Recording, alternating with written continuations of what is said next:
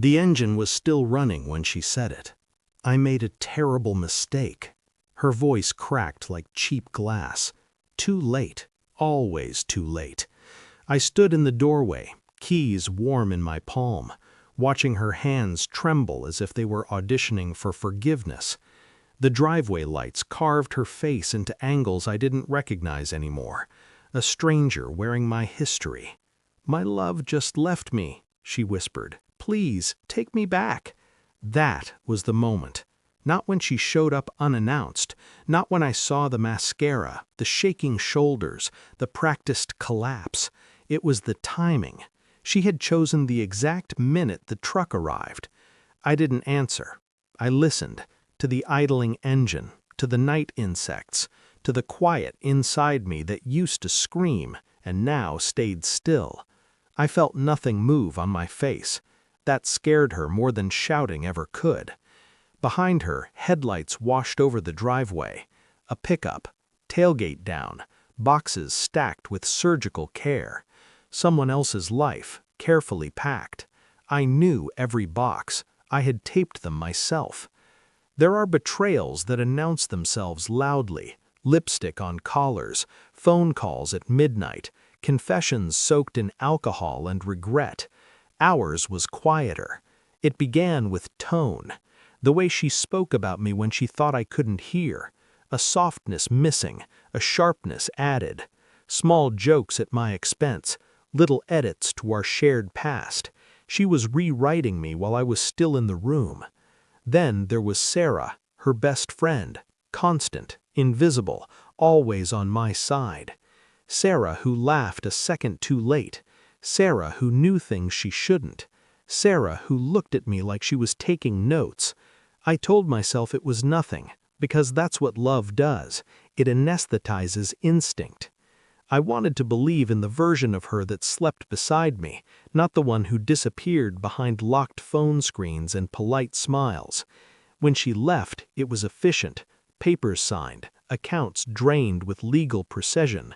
She took what she could justify and justified what she took. She didn't look back. 2 years passed. Silence.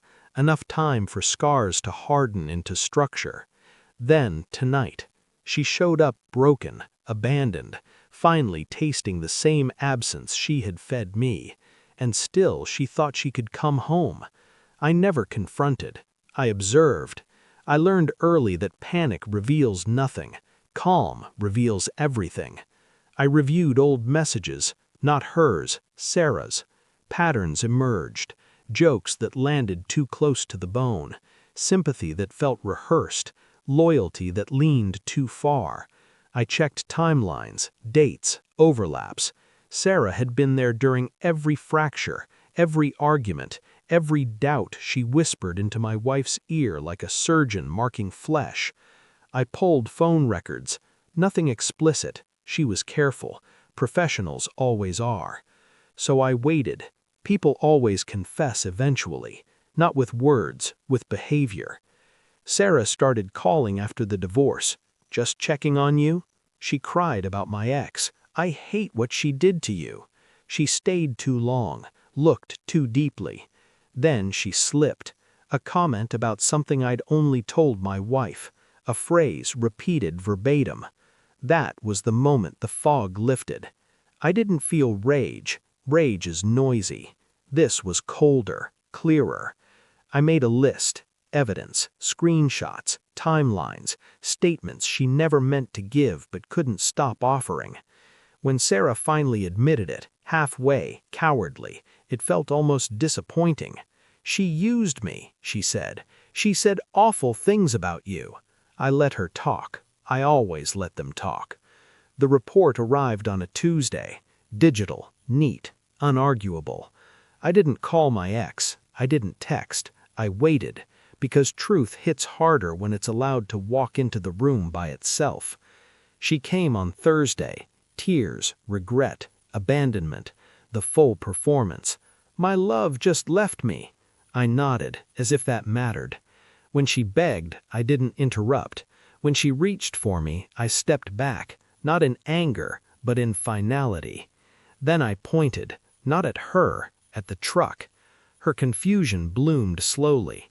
That was intentional. "Sarah's moving in," I said, calm, precise.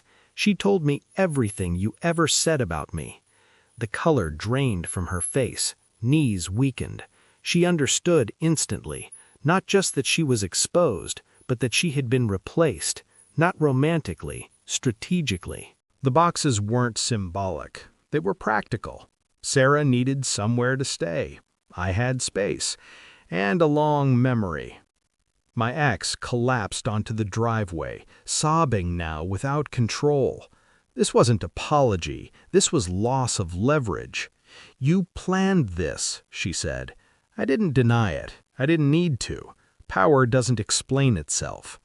Sarah stepped out of the truck then, avoided eye contact. Shame wrapped around her like cheap fabric. She had thought she was winning.